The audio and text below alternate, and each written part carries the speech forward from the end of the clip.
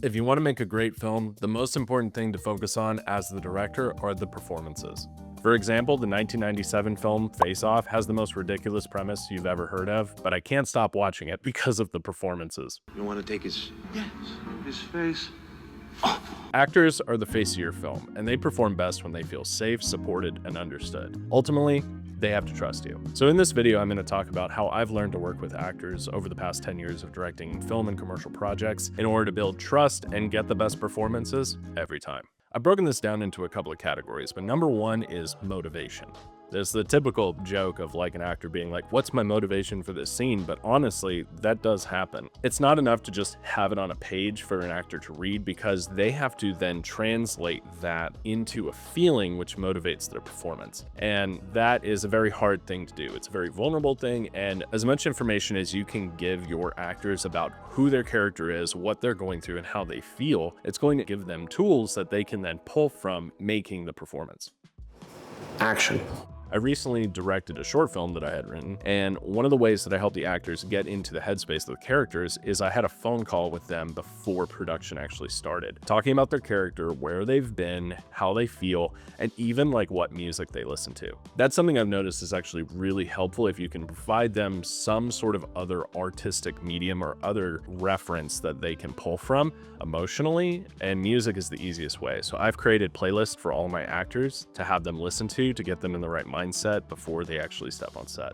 Once you actually step on set, it's important to understand what kind of director you are. There are technical directors, which are the ones that are more focused on like the form of filmmaking, where the camera goes, the editing, those kind of things. And then directors who speak the same language as actors, which is all about character and all about performance. A good example of a technical director is somebody like Christopher Nolan. They're very aware of like what the film is going to look like at the end. They're focused on like what the editing is going to do, what the camera movement is going to do, what the framing is going to do, the form of filmmaking. And they tend to produce more clinical performances that are bolstered by the editing and the music. And then there are more directors who are like Steven Spielberg. Steven Spielberg will change what a camera does based on the performance. So his entire prerogative is to support the performance, not necessarily control the form of filmmaking. So he tends to attract more performance-focused actors, more character actors as they're called. If this description and breakdown of like what these directors do resonates with you, you're probably in that category. Neither one of these is bad, and honestly, you kind of need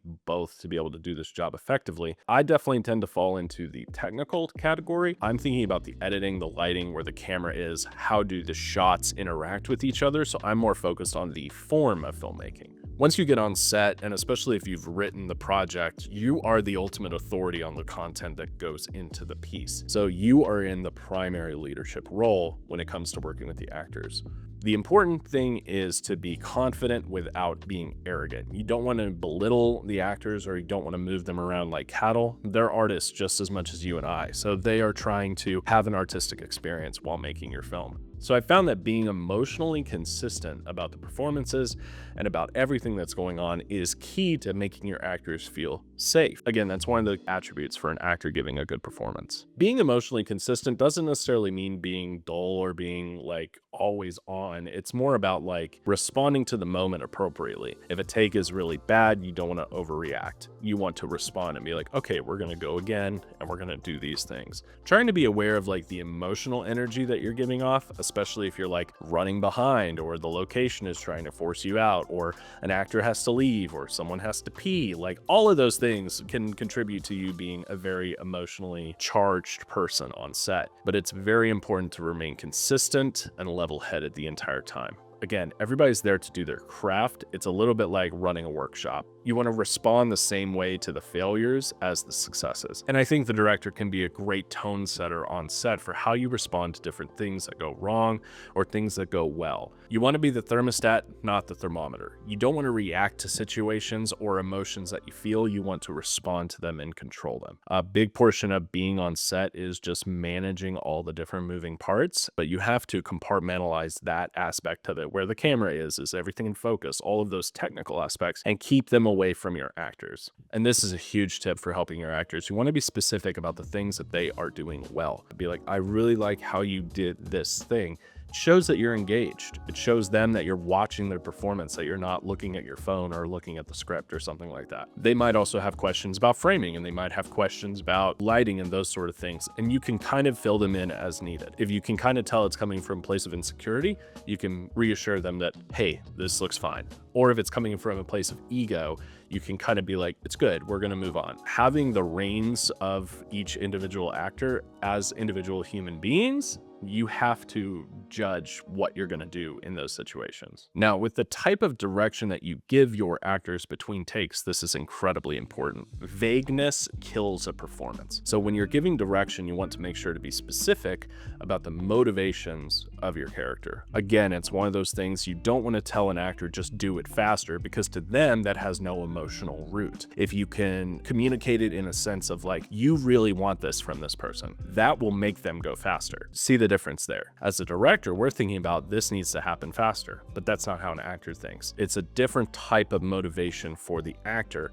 as opposed to focusing on the end result. So if you can translate the end result you are desiring into an emotional motivation for your character, you will get a better performance every single time. I know this isn't applicable to everybody, but sometimes if you've written the piece and you're working with the actors as a director, you can turn to them and say it how you would say it. It's not about getting every word perfect. It's about getting the performance that makes the most sense and feels the most authentic. I encourage you, if you're in a situation, to do that and you feel like you trust your actors and they've done their homework, and it's not like they didn't read the script situation, because actors really value that type of collaboration and that type of trust. Moving on to the last aspect, this is definitely the most like woo-woo of it all, but empathy. Empathy is the process of feeling somebody else's emotions. It's the primary prerogative of film to help people feel things. And I've definitely like watched movies before and felt what the main character is feeling. And that's the beauty of cinema. Empathy is the hardest and most desired thing to cultivate from a film. So how do we get that into a performance? Part of that is understanding the nature of acting. If you're a director and you haven't taken an acting class, please go do it. You will learn more and you will have more respect and understanding of your actors afterwards than ever before, because acting is a very weird thing. My wife is an amazing actress and she can cry like pretty much on command, and that jazz is scary to me